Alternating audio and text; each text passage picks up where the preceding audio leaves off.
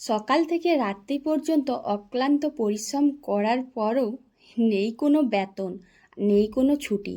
এমনই এক সরকারি চাকরি করি আমি। সকাল সকাল ঘুম থেকে উঠেই দেখি আজকে তো মেঘের মুখটা ভীষণ কালো হয়ে আছে। সত্যি বলতে বর্ষাকাল মানেই কখন যে কী রূপ নেবে তার কোনো ঠিক নেই। তবে কালোও ঠিক না, দেখতে ভীষণ ভালো লাগছিল। যেহেতু আমি ভোরবেলায় উঠি সেই জন্য আকাশটা ওরকম হালকা মেঘলা মেঘলা লাগছিল।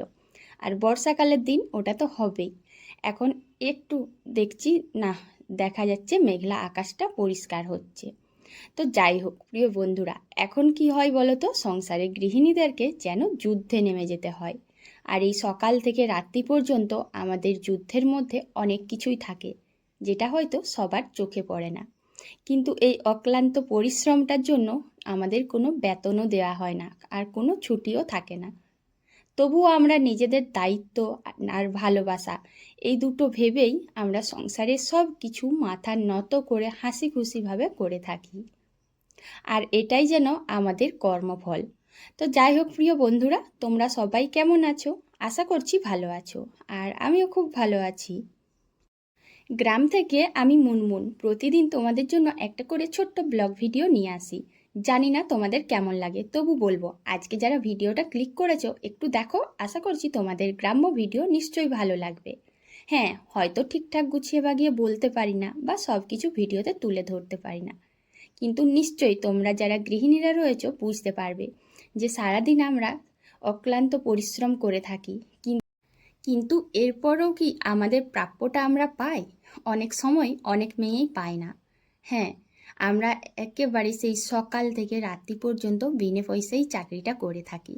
কারণ আমরা গৃহিণীরা, মেয়েরা বিয়ের পর যখন সংসারে আসে তখন তাদের একটাই লক্ষ্য থাকে, সংসারের প্রতিটা মানুষকে ভালো রাখার, সাথে নিজেকে ভালো রাখার, সাথে সংসারের আয় উন্নতি মঙ্গল করার। হ্যাঁ, এটাই কিন্তু আমরা বেশিরভাগ মানুষেরা করে থাকি, তাতে আমরা যে যা কাজেই করি না কেন। তো দেখো, সেই রকম আমি একজন গ্রাম্য গৃহিণী হয়েও এই কাজেই করছি।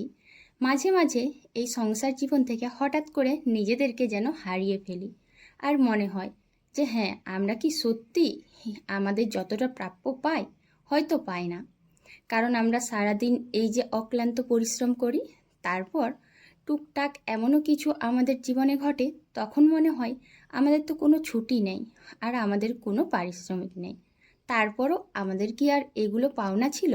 হ্যাঁ, এটা কিন্তু অনেকের সাথেই হয়ে থাকে। আজকের আবহাওয়াটা একটু ভালোই রয়েছে। দেখো, সংসারের টুকটাক কাজ সকালবেলায় যেগুলো করার থাকে কিছু করে নিয়েছি।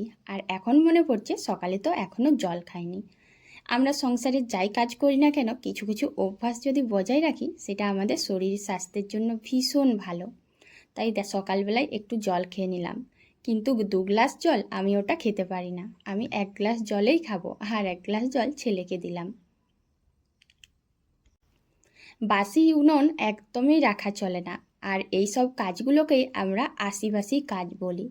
যেহেতু গ্রামের জীবনে থাকি, তাই আমাদেরকে যেন সকাল থেকে নেতাটা ধরতেই হয়। আর সেই নাতাটা ধরেছি বলেই এখন মনে পড়লো যে সকালে তো দুয়ারে গোবর দিলাম, কিন্তু এই উনুনটায় এখনও গোবর দেওয়া হয়নি। আর জানো বন্ধুরা, এই উনুনটা নিয়ে আমি পড়েছি এক ঝামেলায়। রান্না করার সময়ও কাঠগুলো খুব সাবধানে দিতে হচ্ছে, আবার অনেক সময় উনুন নিভেও যাচ্ছে, কারণ বেশি কাঠ দেওয়া যায় না। আবার যখন গোবর দিচ্ছি বা ছাই তুলছি তখন আবার হালকা ধরে ধরে করতে হচ্ছে। মানে যেন মনে হচ্ছে এটা ভীষণ একটা সূক্ষ্ম জিনিস, এত শৌখিনভাবে রাখতে হচ্ছে, আর একটু এদিক ওদিক হলেই ব্যাস হয়তো ফেটে যাবে, তখন আবার উনুন কিনে আনতে হবে।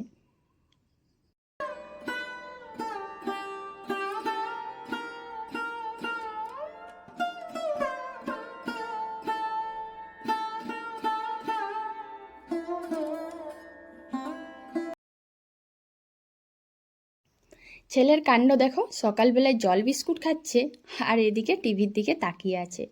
এখন বর্তমান যুগে বেশিরভাগ ছেলের মেয়েরাই এরকম হয়েছে, টিভি আর ফোন, এই দুটো পেয়ে গেলে আর কিছু লাগে না। তো যাই হোক, ছেলেটা কিন্তু ফোনের নেশা অতটাও করেনি, কারণ আমি ওকে টিভিটাই দেখার জন্য বলি। দেখো, সকাল সকাল না ও মনে হয় তার পছন্দের কিছু দেখতে পেয়েছে, যার জন্য এক মনে দেখে চলেছে।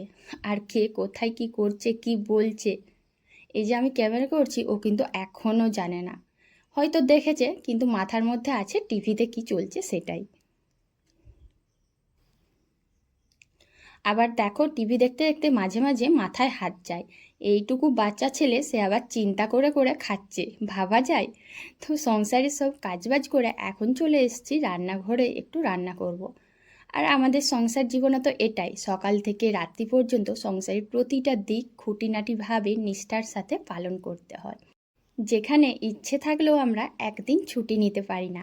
সরকারি চাকরি যারা করে, বেসরকারি যারা করে, সবাই কিন্তু একটা দিন ছুটি পায়, বিশেষ করে ছেলেদের ক্ষেত্রে। আর মেয়েদের ক্ষেত্রে যারা এরকম সাধারণ হাউসওয়াইফ, তাদের জন্য কিন্তু জীবনটা একটুই আলাদা।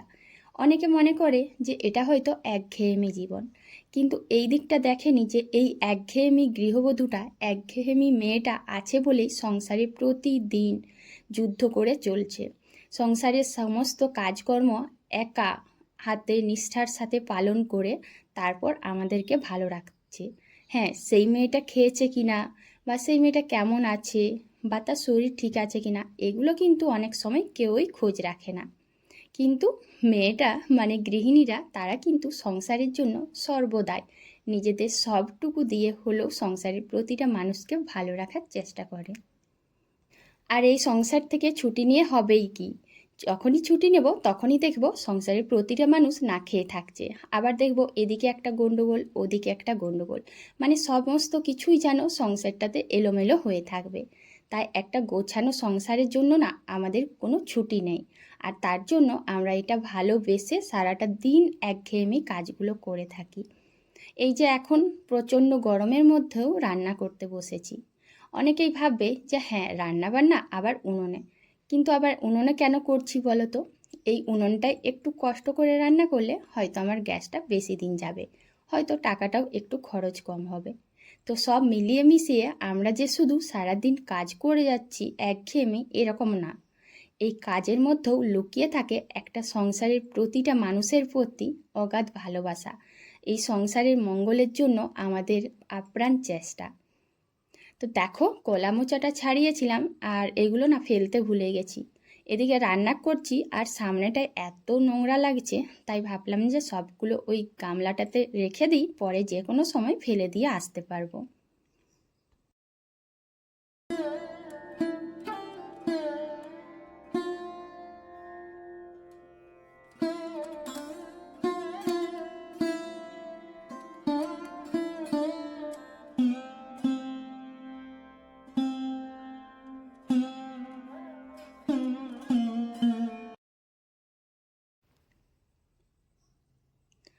বর্ষাকালের দিনে এত বালি উঠে আমাদের গ্রামে, জানো তো, প্রচুর প্রচুর বালি।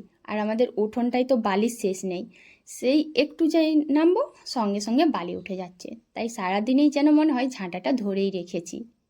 এদিকে দেখো কলা মোচার তরকারিটা নামিয়েছি, আর একটা সবজিও বানিয়ে নিয়েছি। আর তারপরেই দেখলাম যে না, কড়াটা একটু ধুতে হবে। আসলে কি বলো না, এই যে কড়াই রান্না করি, একটুখানি যদি আমরা কড়াটা বেশি করে না ধুই, তাহলে হঠাৎ দেখা যাবে যে কড়াটা অনেক পুড়ে গেছে, আর সেই পোড়া কড়াটা আমাকেই মাজতে হবে। তাই আমার সুবিধার জন্য এটাও কিন্তু খেয়াল রাখতে হয়। তো কিছু জামা কাপড় ছিল, সেগুলো কেচে নিয়ে ভালো করে মিলে দিলাম, কারণ বেলার দিকে একটু রোদও ভালো হয়েছিল। ওই যে আমরা একটুখানি সুযোগ খুঁজি কখন আমাদের কাজটা বেশ ভালো সুবিধা মতো হবে।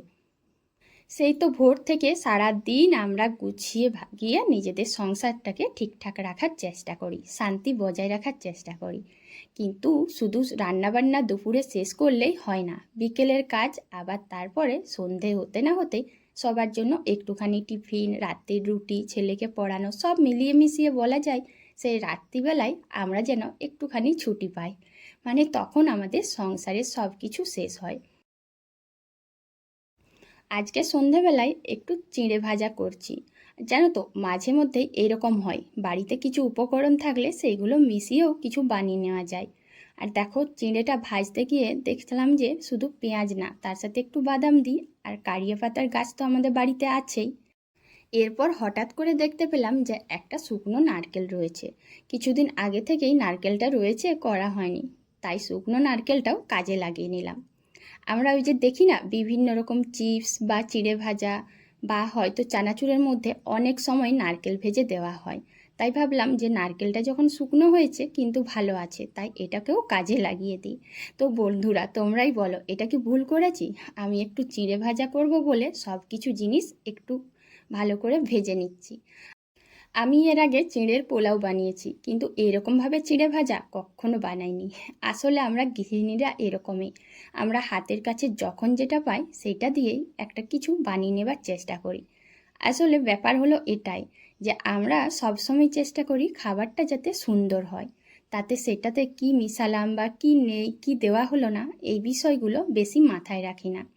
আর সব সময় গ্রামের জীবনযাত্রায় সব কিছু পাওয়াও যায় না, তাই আমার জন্য এটা ভীষণ সুবিধে হয়। যখনই হাতের কাছে কিছু পাই সেটা দিয়েই সাদামাটাভাবে কিছু খাবার বানিয়ে নেওয়ার চেষ্টা করি। তো দেখো শুধু চিঁড়ে ভাজাটা কেন করব, তাই যা যা পেলাম সেইগুলো দিয়ে একটু চিঁড়ে ভাজা করে নিচ্ছি। তোমরাও কিন্তু এইভাবে করে দেখতে পারো, আর কেমন লাগে সেটাও জানিও।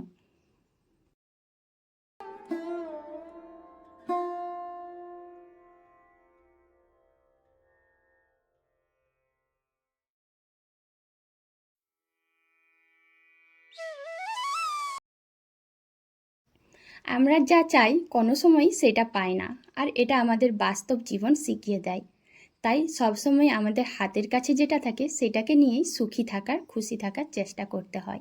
এতে আমাদের সংসার জীবনে আমরা ছুটি পাই বা না পাই, অন্তত নিজেদের ভালোবাসা দিয়ে আর নিজেদের এই ইচ্ছা দিয়ে সংসারটাকে যদি আগলে রাখি, সংসারে যদি ভালোবাসা বজায় রাখি, তাহলে হয়তো আমার সংসারে একটুখানি মঙ্গল হবে, একটুখানি সুখী হতে পারবো।